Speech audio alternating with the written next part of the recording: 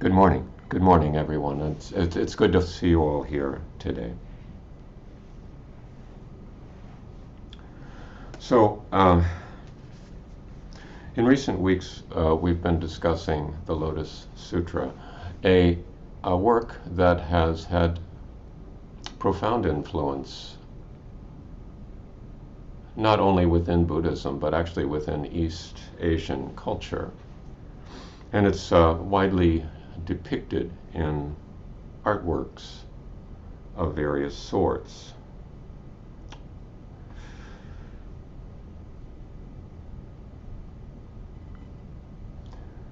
Including this 12th century Japanese woodblock print, which shows the Buddha and the assembly that we have discussed on Vulture's Peak, or Holy Eagle Peak.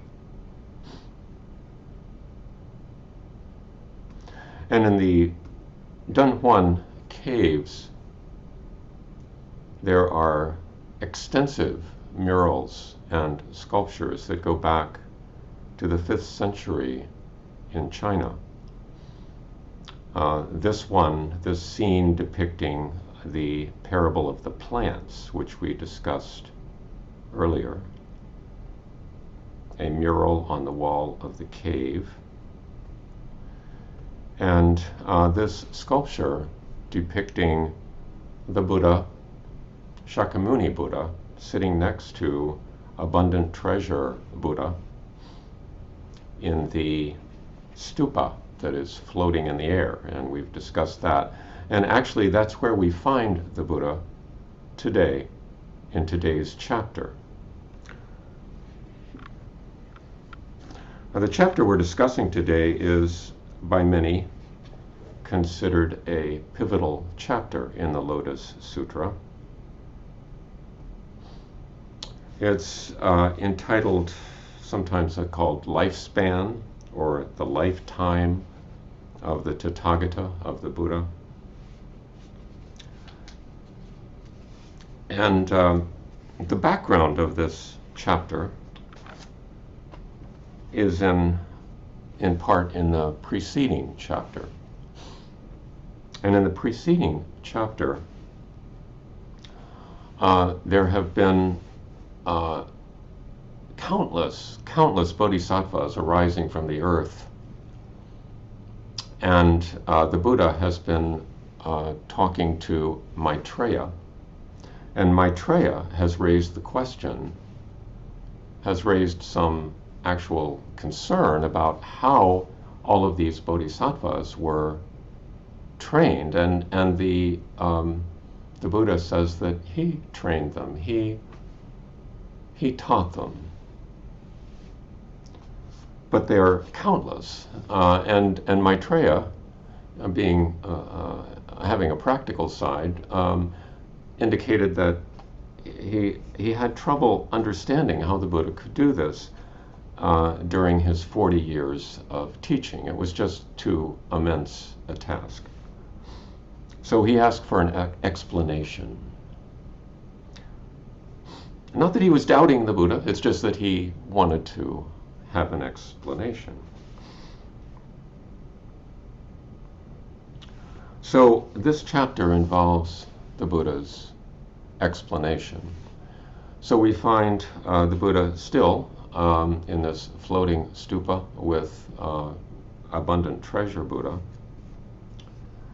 and he is addressing Maitreya's concern. And he's talking to the whole assembly here when he says, "You should all listen carefully to hear about the Tathagata's secret and divine powers. In all the worlds, the humans, heavenly beings, and asuras think that the present Shakyamuni Buddha left the palace of the Shakra clan, sat at the place of the way, not far from the city of Gaya, and attained supreme awakening. But my good sons and daughters. In fact, there have been innumerable, unlimited, hundreds of thousands of billions of myriads of eons since I became a Buddha.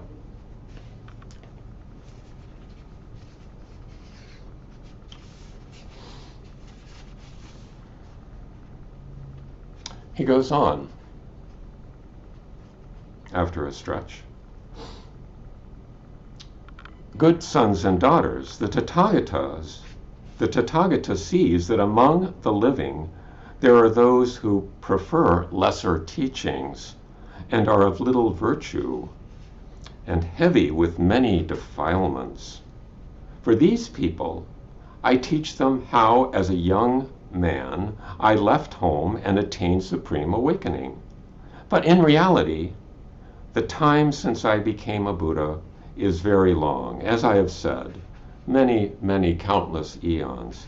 It is just that I use skillful means to teach and transform living beings so that they may enter the way of the Buddha. Good sons and daughters, all the sutras preached by the Tathagata are for the purpose of saving all the living. Sometimes I speak of myself, and sometimes of others. Sometimes I appear as myself, and sometimes as someone else. Sometimes I may appear in my own actions, sometimes in the actions of others, but all that I say is true and not empty. Why is this?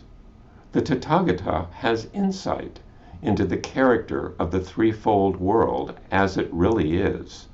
For him, there is no birth or death, neither retreat from nor emergence into the world, nor is there any existing in the world and entering extinction following that. Nothing is simply real. Nothing simply empty. Nothing as it seems, nothing the opposite. The threefold world is not as we experience it. The Tathagata sees all such things clearly, without mistake. So the Buddha here in this passage is reminding us that his purpose is to, as he says in this translation, save all the living. From what? From suffering. To respond to the reality of human suffering. The Buddha's essential project. And sometimes this is accomplished in one way, sometimes another. Sometimes acting as himself, sometimes as another.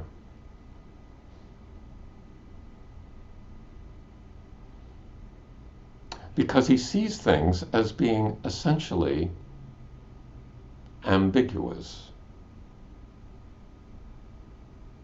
Not simply real, nothing simply empty, nothing as it seems, nothing the opposite, not as we experience it.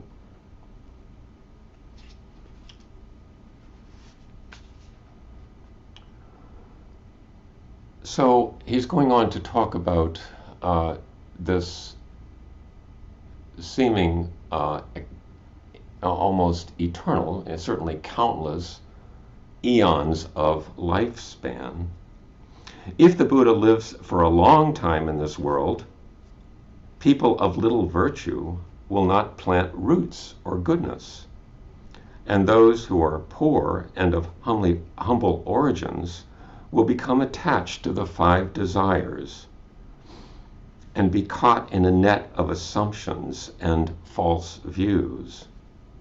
If they see that the Tathagata is always alive and never extinct, they will become arrogant and selfish or discouraged and neglectful, unable to realize how difficult it is to meet him. They will not have a respectful attitude toward him. So the Buddha here is appealing to a reality of human psychology is that we tend to take things for granted. That if we always have it, that we don't treasure it as much. That you don't miss your water until the well runs dry, as the song goes.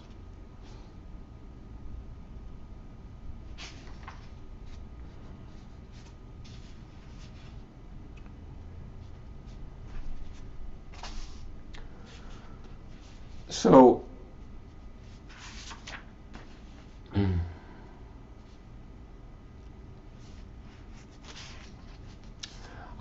then the next part of this chapter has to do with the last parable, actually, in the Lotus Sutra, and that's the parable of the physician, which I'll summarize. So the Buddha illustrates his point in this way. He says, suppose there's a physician who has many sons. He says, well, maybe 10, maybe 20, maybe more. He has many sons, he says. And he needs to leave for a trip, and he leaves and travels elsewhere, and meanwhile his sons get into mischief in the medicine cabinet, and they take this poisonous substance, and they all get sick. And when the physician returns, he sees their illness, he understands what's going on, and he goes out for some herbs of the right type in order to cure them. He seeks an antidote for the poison that they have taken. And he comes back and offers it to them, and those who are in their right mind take the antidote and are instantly well. But there are some that are so sick that they're delirious, and they're suspicious of the antidote, and they refuse to take it. So the physician devises a plan. He says he's going off on another trip, but he also indicates that he's getting old and weary, and so he leaves. And then he sends a messenger back to the household, and the messenger delivers the message that the father, the physician, has died.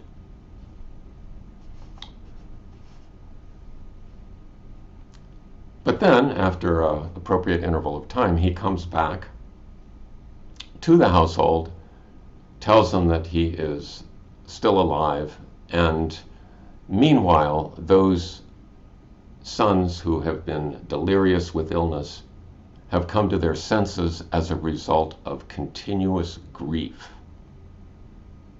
They've come to their senses through grief, realizing loss. And as a result, they are, at that time, very willing to take the antidote and be cured of their sickness. So that's represents a rationale, or just an illustration of why the Buddha might, at times, present himself as having a limited lifespan that we're sort of familiar with on a conventional level, living 80 years, teaching for 40 years.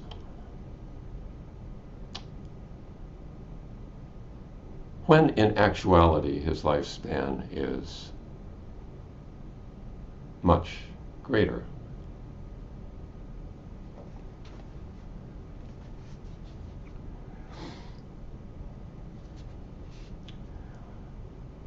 The Buddha goes on, since I became a Buddha, innumerable hundreds of thousands of billions of countless numbers of eons have passed.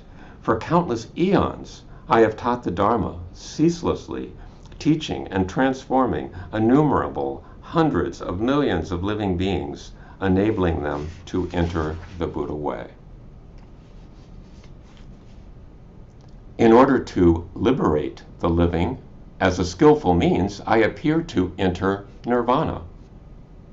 I appear to die when I'm 80 years of age and enter nirvana. Yet, truly, I am not extinct. I am always here, teaching the Dharma. I am always here, teaching the Dharma. I am always here, but due to my divine powers, perverse living beings fail to see me, even though I am close.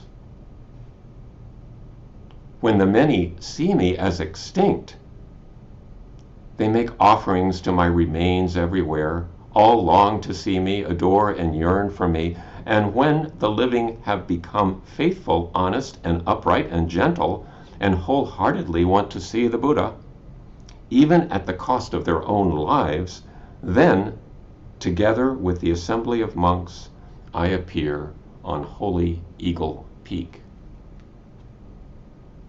Then I tell all the living that I am always here, not extinct, yet by the power of skillful means, I reveal both extinction and non-extinction. I reveal both extinction and non-extinction. When the living witness the end of an eon, when everything is consumed in a great fire, this land of mine remains safe and tranquil, always filled with human and heavenly beings. In gardens and groves, halls and pavilions, its gardens and groves, halls and pavilions are adorned with all kinds of gems, jeweled trees, and full of flowers and fruit, and living beings freely enjoy themselves.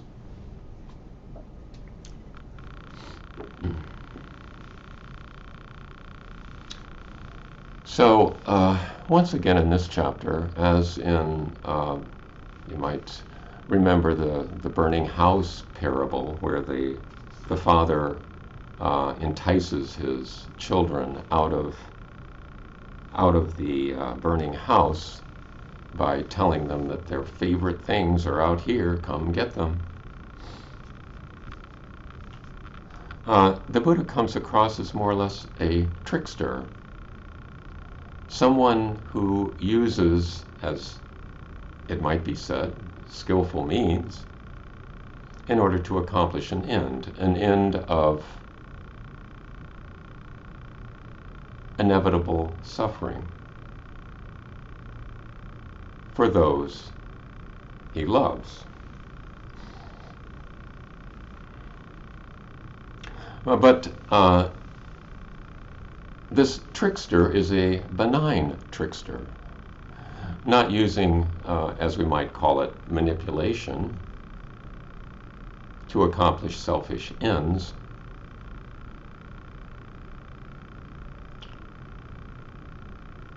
but using these methods to appeal to various types of people, of living beings, according to their temperament, their intellect, their personality, and their preferences.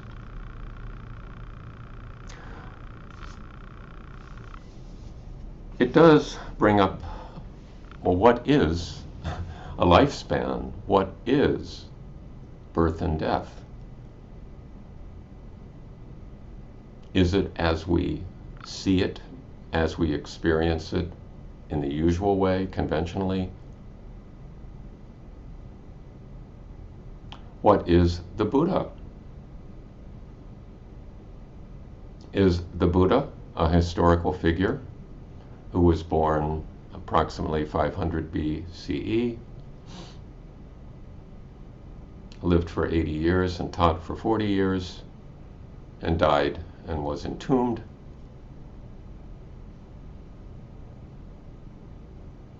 Or is the Buddha an embodiment of human wisdom and compassion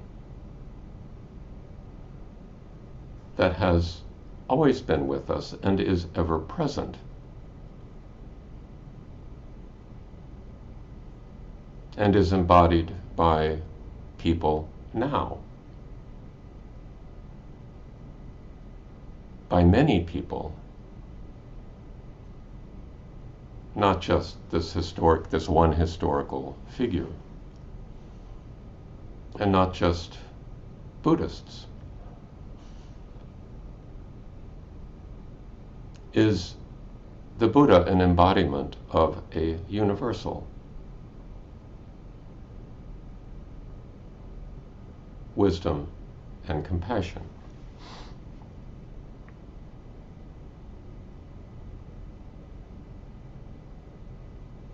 And in that sense,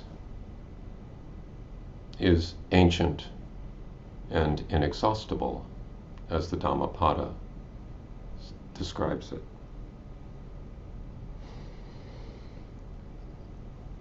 Does it really matter how we view the Buddha? So long as how we view the Buddha leads us in the right direction, leads us toward the Buddha way, toward a life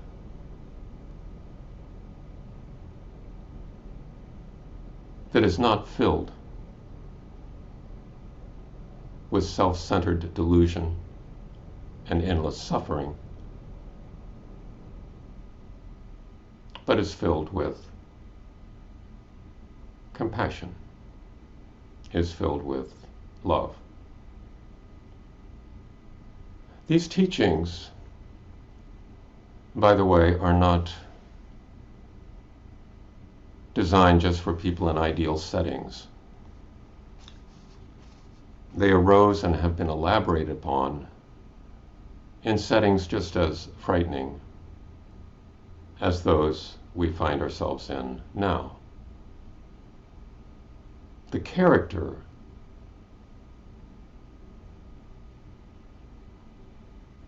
of the fire and tumult that exists in various historical times changes, but the effect, how we perceive it, is fairly constant.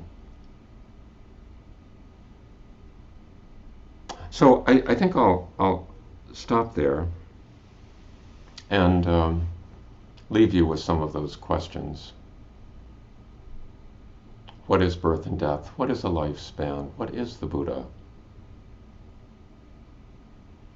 And we'll break up into smaller groups to discuss this pivotal chapter of the Lotus Sutra. Thank you for listening today.